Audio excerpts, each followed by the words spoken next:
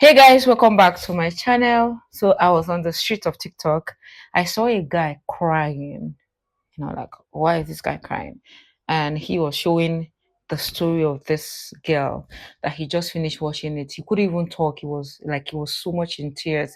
He was that emotional. And I'm like, this one that this video is making this guy cry, or the story is making this guy cry like this must be something deep. And mind you, I'm from Nigeria, and I know for this guy to be crying because it's a story that pertains that happened in my country, that means something very deep.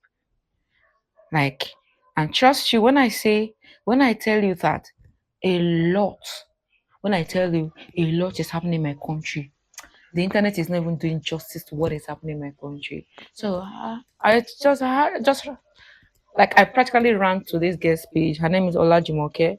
This is the first time I'm ever seeing her. I've not seen her before.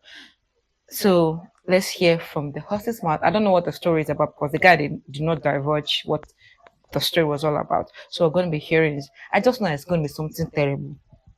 Yeah, my country. I know it's going to be something terrible. So for the man to be crying. So let's hear what Olajumake has got to say.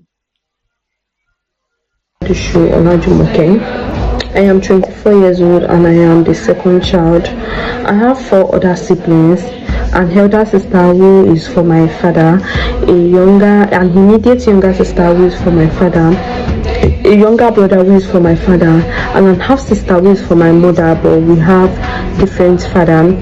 So today I am going to be talking about my mother. I'll be exposing my mother, who is a narcissist, a manipulator, a pick-me, a supporter of girl-child marriage, and the mother that failed me. And this is my story.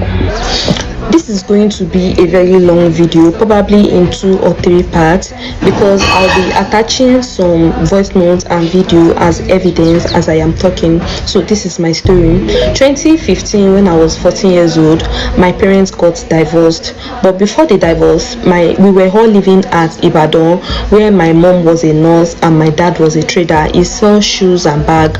He would travel to Cotonou to buy them and resell at Ibadan. So unfortunately, that year my father had issue with custom where they seized his goods and he got into debt. So the debt was.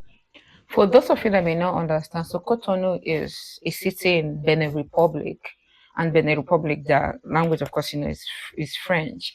We actually share a boundary with them, Nigeria. So we share boundary with Cotonou, and we share boundary with Benin Republic. I've actually been to Benin Republic. It's a very fantastic, lovely, cozy, calm, quiet, clean country. Like if you go to that country, if you like quiet place, you will like it. But if you're a kind of person that like Nigerian kind of food, you may not like it. The food, but of course, every other thing you're gonna enjoy. So I needed to, bring that so that you guys understand what the custom and everything she's talking about. Was too much and things was not going well. He could not pay our school fees then and things was hard.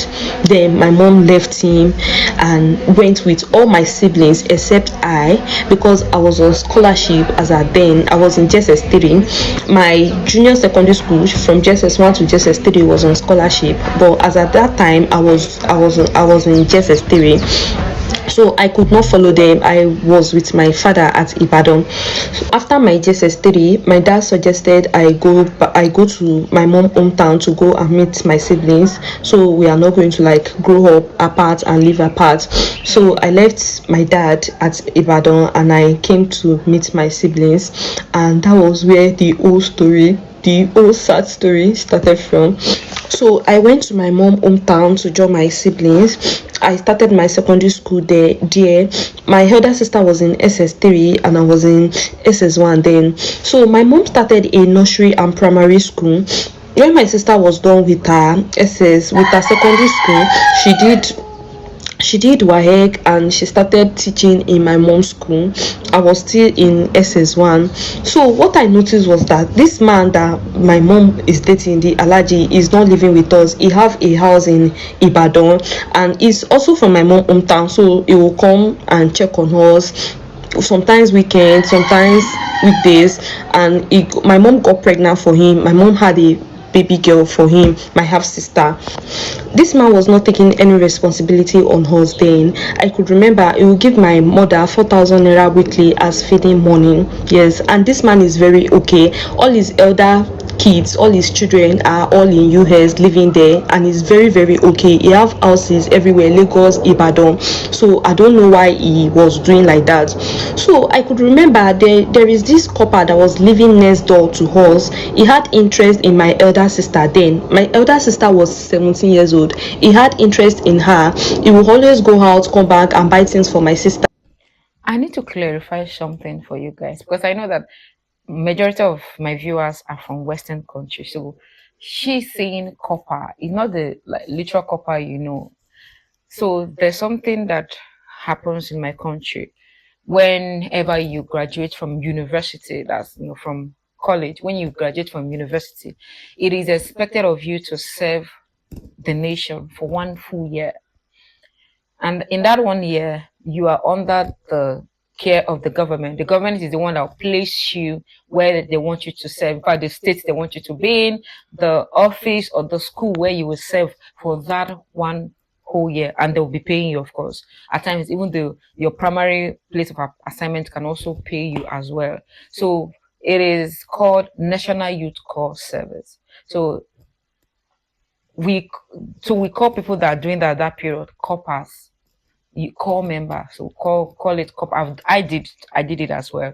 So everybody, so long as you're a graduate, because if you after you graduate, if you go to work without that certificate of service, the salary you will in will not be so high. So it's one of another huge requirement that you must have. So you needed to understand that. And the reason why I'm also explaining, so you guys understand that the guy must have been like way older than her. For my country, average core members just from 25, 20, 25 upwards. So the guy can even be up to 30 plus years.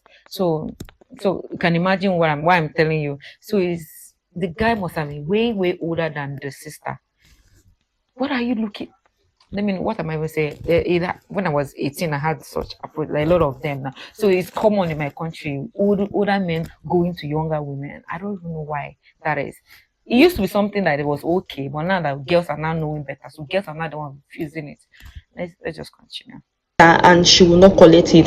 So my mom noticed and she started putting pressure on my sister. Most times she will lock her inside and beat her up, and she will be like, you are not smart, that look at this guy, you are supposed to be going to his room, you are supposed to be playing with him so that he's going to give you things and stuff like that. So she started comparing her to me, and this is the comparison. The school I gained scholarship, they taught us a lot of handwork, so I know how to do wire work, all this earring wire work and bead making then. So I'll do it and go to the market to sell. I have someone that sells accessories, so I'll sell to them and they will give me money, and when they give me the money, I'll bring it home and give it to my mother. And she knew that was what I was doing, but she will compare me to my sister. She will tell my sister that, can't you see your younger sister, she will go outside, bring money for me, whether she's collecting it from a guy or not, but she's always going outside to bring money for me. And she knew that was what I was doing. So she started beating my sister, and the pressure was too much. It got to a point I was afraid, like, what is going on? So one day, one of my mom friend came to our house and they started talking about us. So the friend was telling my mom that why will my mom have two grown-up kids and she will be suffering, that my mom should come and see a landlady daughter that is not even as pretty as us, that she's already bringing money home for her mother, that she have a lot of boyfriends that are giving her gifts, money and sort, that my mom just have two female kids and she's suffering like this. So I could remember the next day my mom took my sister and I and we went to that our friend house. Then we met the landlady. We got inside and the landlady started talking, like she was advising us that we are beautiful and we shouldn't allow our mother to suffer, that girl's child, we are meant to like collect money from guys and give our mother, that we are not too small, that we should look at our daughter, that our daughter is just 16 years old. Mind you, my elder sister was 17 years old and I was 15 years old that time. I was just a baby. So fast forward to when I was 17 years old and I finished secondary school, I joined in teaching in my mom's school. So there was this hotel that was newly built. It was not far from my mom's school, and I had a friend then, my neighborhood friend that was working there. She was working as a cleaner in the hotel kitchen. So most time after we close in my mom's school, I will go there to meet her and assist her. Then we gist, we talk. She was my best friend then. So there was this guy that lodged in the hotel. He was 20 years older than me. He was 38 years old and I was 17 years old then. So most times he will come to the kitchen, he will buy things for me. Then he started asking me out, and when I noticed that he was asking me out, I stopped going to the hotel, and he didn't see me for like a while, I think 2 to 3 days, and he decided to ask about me and traced me to my mom's school. Ah, So that day I was in the class teaching when I heard his voice, and I came outside. I saw he was talking with my mom in my mom office. I was so scared and afraid because I thought maybe after their discussion my mom is going to call me and scold me and ask me why I have been going to the hotel and such, but that was not what happened. So after their discussion and everything, my mom didn't call me, she didn't say anything, and I was surprised. In fact, I even got more scared, thinking that maybe if we get home I will be in problem and stuff like that. So school closed that day and we got home. So what I noticed was that she went out and she came back with her friend that came the other time with the landlady. They came and she sent my siblings away. Then it was remaining only I and the my mom, her friend, and the landlady. So the three of them sat down in the sitting room and they called me. Then they started talking. They were like, a guy came to meet my mom that he likes me and stuff like that, but the guy said I have been avoiding him and I have been telling him that I am not ready for that and this. So all of them, they started talking. They were telling me that maybe I am the one that is going to remove my family in poverty, that this guy is rich, this guy has money, that why am I doing like that, that I am not too small, that girls of my age, that there are girls of my age that already gave birth. I was just 17 years old.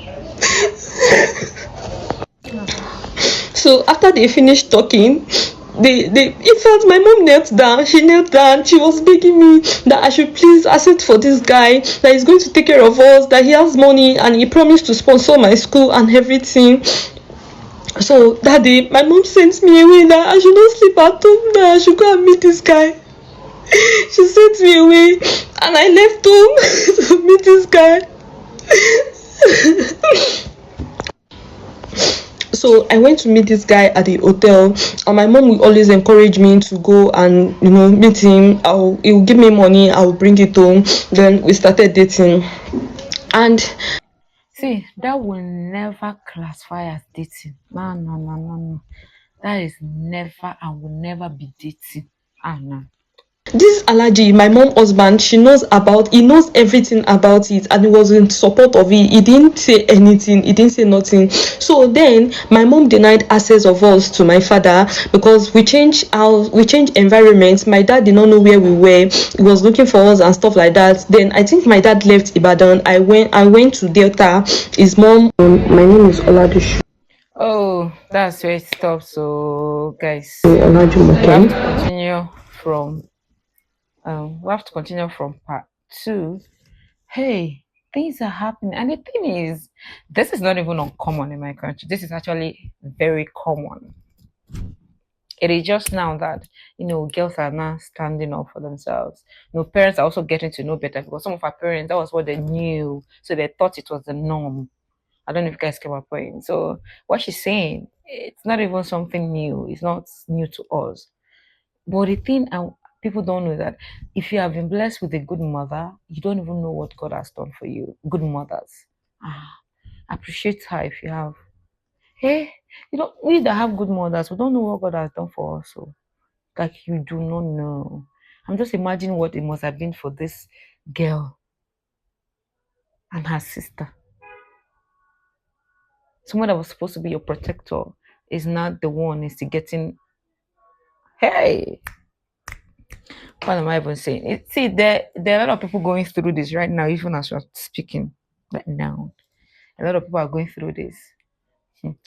We'll continue in part two. I'll try and post this on the same day. So before you click off, let me show you. my outfit of the day. So I'm wearing what I call Aduni Ashoke jacket. So Ashoke is a Yoruba term in my country, Nigeria. I don't know what it means, but it's an outfit that it's hand woven. So this is hand woven.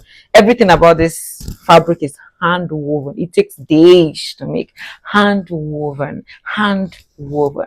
So this, I'm sure you guys have seen a clip I'm showing. It is available on my website. I have several other outfits on my website as well. Just encourage this growing business of mine. Everything is done in my country, Nigeria. So I ship to the US, I ship to UK, I ship to Germany, I ship to Canada. Anywhere that my country people can get to, just know that I can ship to you. Yes. So please follow the link in the description if you want to buy. I have several other outfits there. They're hand woven. Not all of them are not hand woven, but they're handmade. There are some, adire batik, also handmade. Lovely, lovely. Just trust me, you're gonna love everything you get. This was done with so much care, with so much love. My mom was telling me that this kind of outfit you wear and hand over to your next of kin. That's how lasting this is because it's hand woven with so much 100% cotton. You will love it. This for the women, the size is different, even the length. Then for the men, it's different. It's actually unisex. Yes, a guy can wear it and a woman can wear it. That's my favorite thing about it. I love this dress so much, and I can't stop talking about it. But of course, there are there are other stuff you also see on my channel that you get to love. Follow the link in the description. And production for this, the production takes 4 weeks, but other items it takes 14 days. So yeah, it depends on the outfit you're going for. But just know that you are going to be getting what you love. Thank you for appreciating this work of mine. See you.